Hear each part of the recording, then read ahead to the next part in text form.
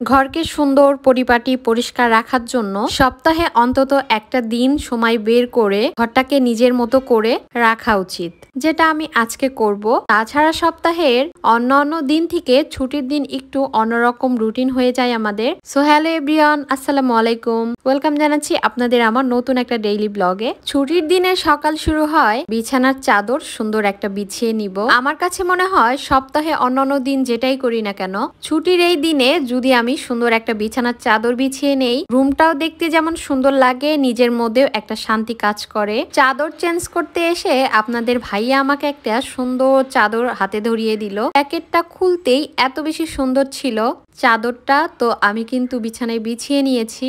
আসলেই সত্যি চাদরটা অনেক বেশি সুন্দর, চাদরটার কালারটাও কিন্তু অনেক সুন্দর ছিল। তো এই যে আমার বিছানার চাদর বিছানো কিন্তু শেষ। আপনার রুম যতই এলোমেলো হোক না কেন, আপনার বিছানা যদি সুন্দর গোছানো থাকে, সুন্দর একটা চাদর থাকে, তাহলে দেখবেন আপনার রুমের লুকটাই চেঞ্জ হয়ে গেছে। যাই হোক, অনেক কথা বললাম, এখন আমি আমার বেলকনির শখের গাছগুলোকে একটু পানি দিব।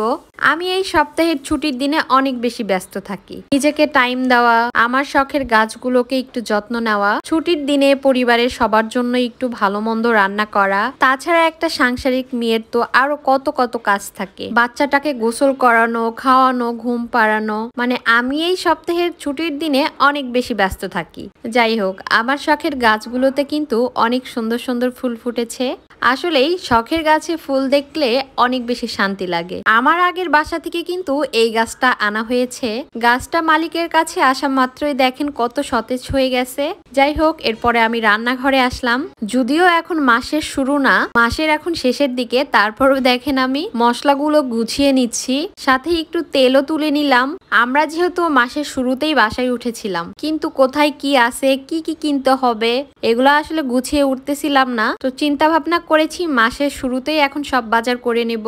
আপনাদের ভাইয়া পোস্টিং হয়েছে, নতুন একটা রেঞ্জে পোস্টিং হয়েছে, এর জন্য কিন্তু রেশনও পাই না আমরা, এর জন্য বাজার থেকেই সবকিছু কিনে খেতে হচ্ছে আমাদের। যাই হোক, এরপরে চলে আসলাম আমার শখে এই যে চুলা মোছার জন্য।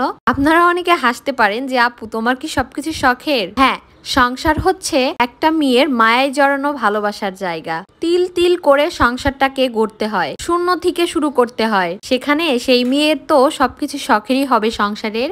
এই যে চুলা দেখছেন, এটাও কিন্তু অনেক শখ করে কিনেছি। এই চুলাটা যখন আমি কিনেছি তখন কিন্তু আমি কোনো রকমের ব্লগ ভিডিও করতাম না, তখন এই চুলাগুলো নতুন বের হয়েছিল, আর চুলাগুলোর দামও এখনকার তুলনায় একটু বেশি ছিল। চুলার বয়স প্রায় 3 বছরের মতো হতে যাচ্ছে।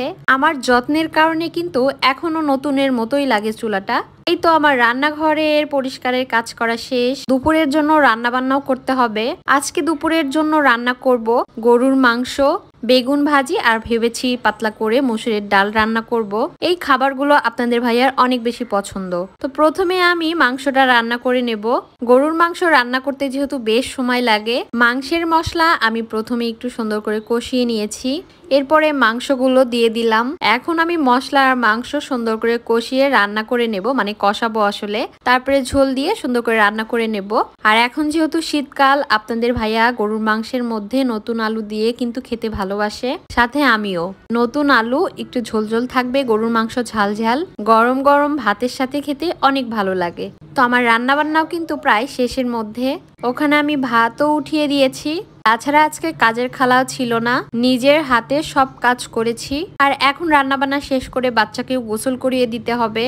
যাই হোক, আজকের এই ভিডিওটা কিন্তু এ পর্যন্তই। সবাই অনেক বেশি ভালো থাকবেন, সুস্থ থাকবেন। আল্লাহ হাফেজ, অ্যান্ড থ্যাংকস ফর ওয়াচিং।